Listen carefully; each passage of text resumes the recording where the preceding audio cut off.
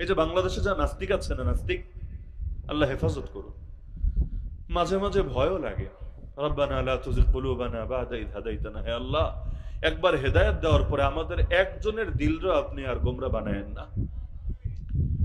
দুইজন মুফতি সাহেব, ইতিমধ্যে তারা নাস্তিকদের লিডার। দুইজন মুফতি, এর মধ্যে একজন তো 12 বছর ঢাকা শহরে মাদ্রাসায় মুহতামিম ছিল, মসজিদের ইমাম খতিব ছিল।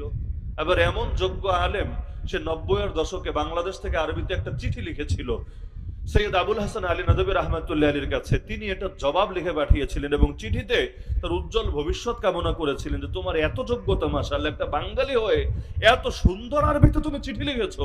তিনি ধন্যবাদ জানিয়ে, এত বড় সাহিত্যিক যিনি শুধু ইন্ডিয়া না আরব বিশ্বেও যার এখনো পর্যন্ত সমাদর, সেই সৈয়দ আলী নদভী রহমাতুল্লাহ আলী পর্যন্ত চিঠির জবাব পাঠিয়ে দিয়েছিলেন। এত যোগ্য ব্যক্তি, কিন্তু এখন নাস্তিকদের লিডার। আর একজন তো কয়দিন আগে আসাদ নূরের কাছে নাস্তিক হয়ে এখন নতুন করে সেই নাস্তিকতা প্রচার করে যাচ্ছে নিয়মিতভাবে।